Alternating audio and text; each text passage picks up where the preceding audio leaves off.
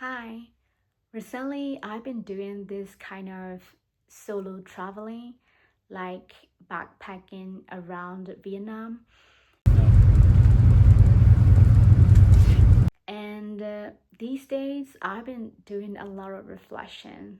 So I just want to share some of my experiences so that you can have an idea about what it's actually like.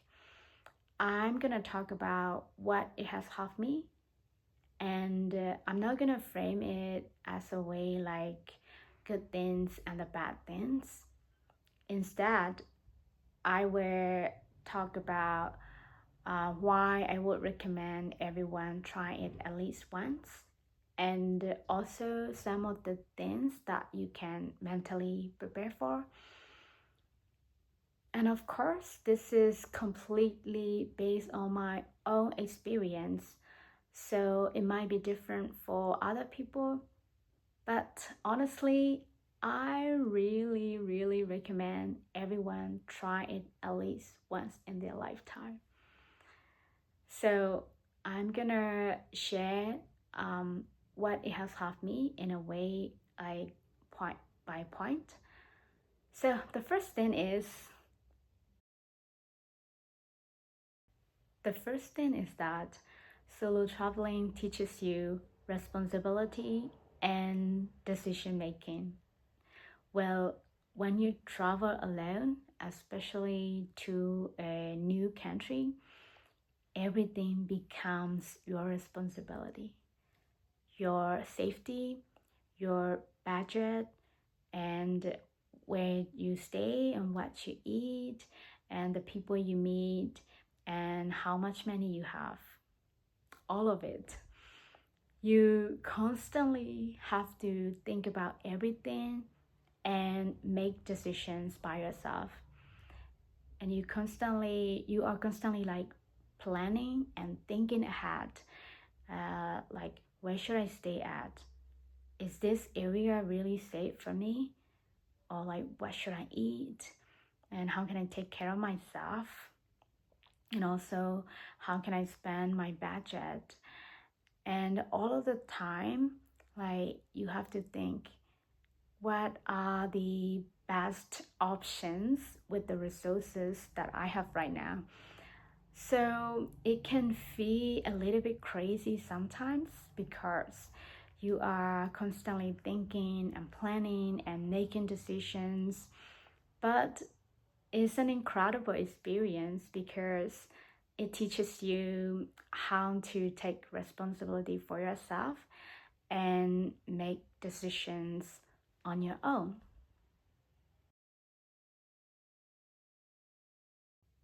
Another thing is that solo traveling teaches you social skills and reveal the abilities you didn't know you had. It can really surprise you. It really surprised me too because I always thought I was quite introverted. You know, every time I travel with my family or my friends, um, they do the social side of things. So I didn't even have to do that. Um, but when you travel alone, like you start talking to people and you meet incredible people, you have conversations, and even like you're sitting in a group, like you start learning how to contribute to conversations and how to start conversations, and even like how to include other people in conversations too. So I surprised myself because I didn't realize I had those skills. Well, like these situations really make me think about like, and also do some kind of reflections about this. Um, you know, sometimes like we think that we don't have certain abilities. We think that we don't have certain abilities, but maybe we just never had the chance to use them. Maybe other people are doing those things for us, so we assume we were not good at them. But solo traveling puts you in situations where you have to use all these skills. And sometimes you discover you are much more capable than you thought.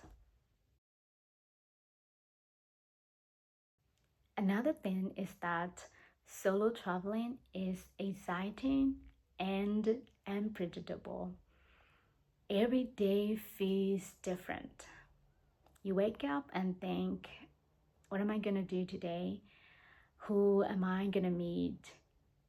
What kind of experience I'm gonna have for today? You never fully know what's waiting for you. And that kind of uncertainty can be really exciting, and it makes life feel a little more alive. Another thing is that solo traveling helps you learn how to read people better and adapt. You are going to meet a lot of different people. Some people are incredibly kind, some people are very supportive, and some people are just rude, and some people are just not your vibe. So, meeting all these different people and interacting with them teaches you how to read people better, how to read situations better, and how to adapt. And also like how to you learn how to protect yourself. And also you learn how to draw yourself from situations that you don't like, or like how to get away from people who are just not your vibe. Well, I think this is a valuable skill. Solo traveling gives you so much freedom. When you are traveling alone, your time is completely yours. If something really interests you, you can stay there longer. If you want to change your plans, you can. You don't really need to adjust to anyone else's schedule. And it also teaches you how to manage your time, your money, your energy, and your life as a whole. So everything is on you. I think that is both challenging and also amazing. Another thing I love about solo traveling is human connection. You travel alone and you meet people, along the way, like people help you, support you, and when you need someone, some people helps and support you. And also like it's incredible because you can be that kind of person to someone else too. People help you, support you, you help people, support people, and it's like it's really incredible. It makes you realize that how many good people there are stay in this world, and it's really beautiful. And probably one of the biggest things is that solo traveling opens your eyes in a completely different way. You're traveling around when you are staying at hostels, you meet backpackers from different countries, and you hear so many different stories and perspectives. That was good, but I need to. You hear about people's lives, their perspectives, their experiences, and the way they see the world. And sometimes, like, even a simple conversation with another traveler or maybe Grab driver can teach you something, and you realize how different everyone's life is. And honestly, it opens your eyes in ways that you don't really expect.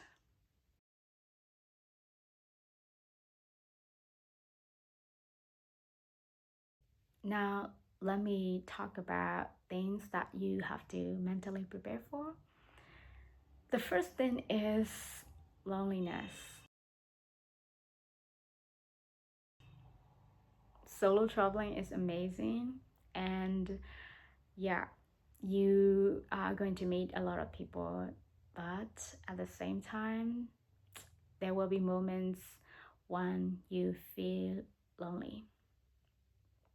You can feel lonely when you are alone, and also you can be surrounded by so many people and suddenly feel lonely because you are in a completely different country, far away from things that are familiar. And honestly, I don't think that is that is the problem. I think that is just normal. I don't really think like loneliness means that you are doing something wrong. I think it's just part of experience. So if you decide to solo travel, I think it's important to be mentally prepared for those moments because they will probably come at some point. Another thing is adapting. When you are solo traveling, backpacking thing, and you are moving from one town to another and from one place to another, adapting can actually be quite difficult. Every place is different. The people are different, the weather is different, the food is different, environment is different. And sometimes just getting used to a new place takes energy. Then, just when you start feeling comfortable, you moved again. I don't think people talk about this enough. Sometimes it can be mentally exhausting, constantly adjusting to new situations. But I don't really think this is something you should be scared of. I think it's just something you should be aware of and mentally prepare for. Another thing is that being constantly alert can be really exhausting. When you are traveling alone, especially in different country, you are naturally paying attention to a lot of things. Your safety, your belongings, your surroundings, and how you're getting somewhere, whether a place feels safe or whether a situation feels right. And because of that, your mind can stay quite alert most of the time. For some people, that can be mentally tiring. Sometimes it can even affect your sleep because your brain is constantly paying attention to everything around you. Again, I don't really think this is something to be scared of. This is just something you should be aware of. Another important thing that you have to be aware of and mentally prepare for is having less familiar supportive system around you Well, when you are at home, you are surrounded by people. You usually have people around you. Maybe it's your family, maybe it's your friend, maybe it's your coworkers, maybe it's just some familiar places and familiar routines.